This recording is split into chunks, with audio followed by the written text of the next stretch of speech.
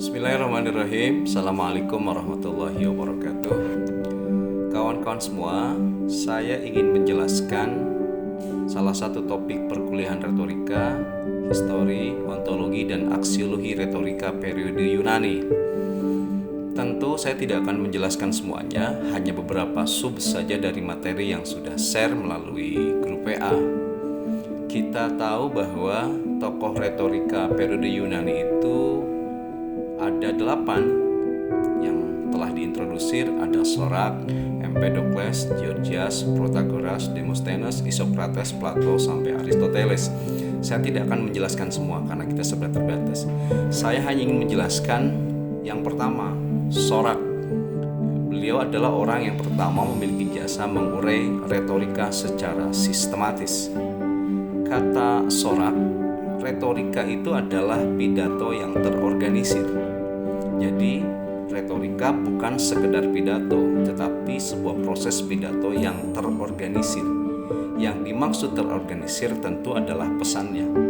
Organisasi pidato yang pertama, kata Sorak, adalah pembukaan, 2 uraian, 3 argumen, 4 penjelasan tambahan, 5 kesimpulan. Kawan-kawan bisa dibuka PowerPoint yang telah saya share. Pertama, pembukaan. Organisasi pidato yang pertama, sekali lagi, adalah pembukaan. Di pembukaan, kalau kita tafsirkan dalam konteks kebutuhan hitobah atau dakwah, satu, ada salam. Ya, meskipun ada sebagian yang tidak menyampaikan salam. Yang kedua, setelah salam, ada yang disebut dengan pawatihul hitobah, yang lagi disebut dengan muqaddimah. Kawan-kawan pasti sudah tahu, dan tolong untuk mahasiswa yang kuliah retorika harus memahami, harus hafal berbagai macam muqaddimah. Setelah pawatihul hitobah, nanti masih di pembukaan harus menyampaikan topik. Topik apa yang ingin disampaikan? Berikutnya, bagian dari pembukaan itu ada yang disebut dengan audien call, yakni sapaan terhadap audien. Sapa audien dengan sapaan yang bisa menjunjung martabat dan kehormatan mereka, seperti misalnya, hadirin yang berbahagia, hadirin yang saya cintai, saya hormati, dan Allah muliakan. Tapi saya agak kurang paham kenapa seringkali kalau dalam khutbah Jumat ada sebutan hadirin sidang Jumat. Ini dari mana? Jadi jamaah sholat Jumat diposisikan sebagai terdakwa. Tidak apa-apalah ya, tetapi pilih yang bagus. Baik, kemudian berikutnya setelah pembukaan ada uraian.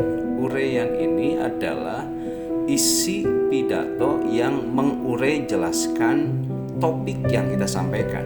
Misalnya seperti yang ditugaskan, kawan-kawan harus menyampaikan pidato tentang konsep Islam tentang bahaya virus corona, misalnya, yang sebagaimana saya sampaikan. Coba diuraikan topik itu. Apa sih corona itu? Kenapa muncul virus corona? Bagaimana misalnya virus corona itu bisa membahayakan kesehatan kita, dan lain sebagainya. Berikutnya, uraian itu diperkuat oleh argumen. Jika misalnya virus corona adalah sesuatu yang berbahaya, apa argumennya? Argumen dalam konteks dakwah atau khitobah itu bisa ayat Al-Quran, itu bisa juga hadis, bisa juga dalil-dalil yang lain. Kemudian argumen itu ditambah dengan penjelasan-penjelasan tambahan yang lainnya, kata Sorak.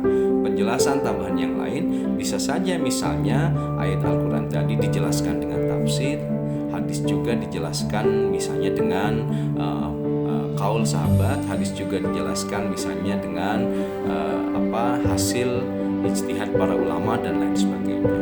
Nah, berikutnya, unsur retorika atau pidato yang terorganisir itu adalah adanya kesimpulan.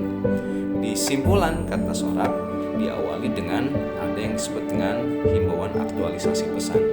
Jika kawan-kawan memahami bahwa virus corona itu adalah berbahaya, maka harus ada himbauan untuk aktualisasi pesan itu, misalnya jaga hidup yang sehat, jaga kebersihan, kemudian hindari kontak langsung dengan orang, dan lain sebagainya. Lalu terakhir diberi kesimpulan. Jadi kawan-kawan semua, retorika menurut Sorak, seorang filosof pertama di Yunani, adalah pidato yang terorganisir. retorika bukan sembarang pidato, tapi pidato yang terorganisir. Kata orang Sunda mah jelas huluna, jelas buntutnya. Sebab hari ini banyak orang yang menyampaikan pidato tepuguh huluna, tepuguh buntutnya. Itu tidak menggunakan prinsip-prinsip retorika. Kawan-kawan semua, saya menugaskan kawan-kawan untuk bikin pidato dengan model corak ini. Artinya ikuti organisasi pesan pidato sebagaimana yang disampaikan oleh corak. Ada pembukaan, ada uraian, ada argumen, ada penjelasan tambahan, dan ada kesimpulan.